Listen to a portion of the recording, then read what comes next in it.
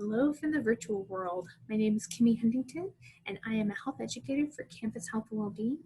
I'm excited here to be previewing the Healthy Habits presentation for Slow Days 2020.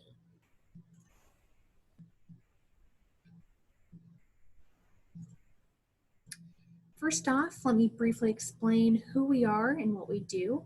At Campus Health and Wellbeing, aka the Health Center, our mission is to cultivate a culture of health and well-being on our campus for students, staff, and faculty to live and be well.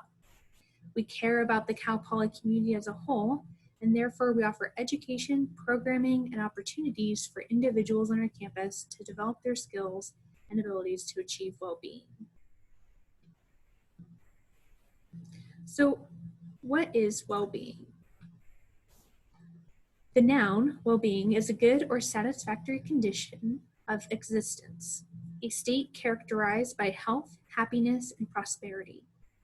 Well-being connects the different life elements, social, community, career, financial, physical, emotional, and spiritual, to achieve and maintain life balance. Our aim is that individuals have the ability to be resilient and achieve their full potential. Through life balance, we are better able to manage conflicts in our life through a holistic approach, which will help us reach our personal and professional success. Having the basic needs met in each element of well-being creates an opportunity for one to grow, flourish, and thrive personally and professionally. If everyone in our community has these needs met, then their communities benefit from their success. Cal Poly contributes to a student's well-being by offering opportunity and access. For example, many students during college build a professional network that will contribute to their availability of opportunity with employers. Or, for example, counseling services provide students support who may need emotional support at the time. The Recreation Center offers fitness classes, treadmills, and personal trainers for students to build on their physical skills. My point is that there are endless opportunities provided by a university to further a student's personal and professional success. However, a student's basic needs must be cared for before they're mentally or emotionally prepared to grow in all areas of wellness. These basic needs are often challenged by one's ability to take care of themselves. Therefore, self-care is required by individuals to meet their basic needs.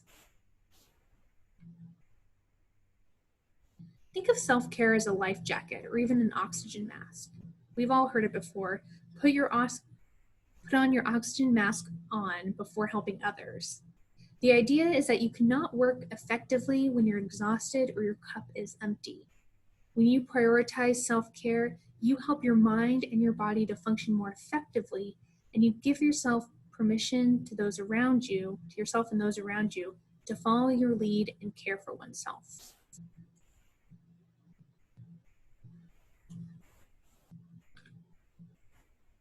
Let's take some time to think about how you will incorporate self-care as an orientation leader. What practices will you share with your WOWies?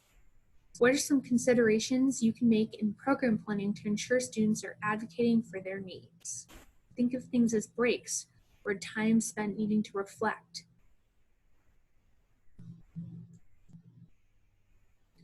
Before I preview the Healthy Habits slides, I want to provide an additional learning resource that speaks to healthy habits. If you're not familiar with the Hidden Brain podcast, you'll find this to be an enjoyable listen. To summarize the podcast, the host explores what habits are and how they are shaped by our environments. I really enjoyed the Hidden Brain podcast, and I hope you enjoy this 50-minute listen provided in the link.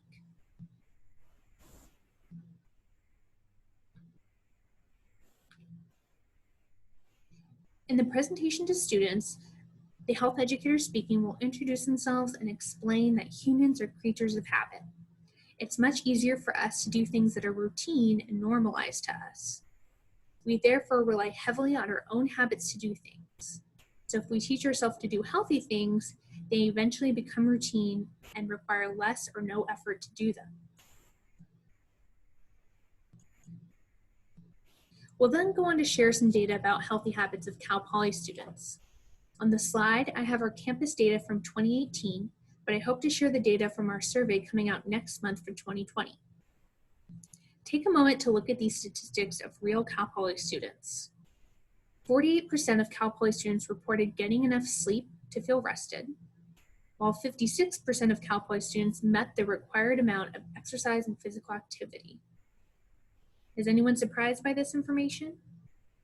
Numbers aren't the end-all be-all, and we know that everybody has different definitions of what it means to be healthy, but we know that research shows in Maslow's hierarchy of need, the first step in achieving your full potential is satisfying or ensuring your physiological needs such as sleeping and exercising. Recommendations include 2.5 hours per week of moderate high intensity like walking, strength trainings, and cardio, and sleeping 7 to 9 hours per night. While doing the recommended is always ideal, do what you are able to reach those goals. Don't beat yourself up if you can't always meet them, just do your best.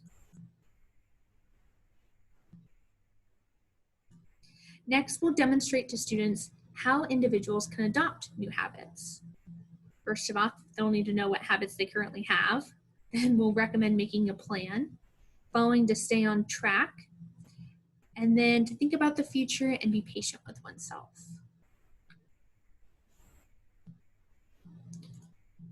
Additionally, we'll explore the habits recommended for success at Cal Poly. These habits will build on the 7 dimensions of well-being that I covered earlier. All of these examples are important and healthy habits to build a routine. Some will seem super basic, but when your days begin, as a student's day becomes overwhelming, these basics are the first to go. Basics like washing your hands, practicing good hygiene, making sure they are all the day on immunizations. Some are a little bit less obvious, like asking for help when you need it or seeking out joyful activities. All of these things have a profound effect on your health, and we'll be sure to cover them for our students. Lastly, we'll explain who we are and what services we offer.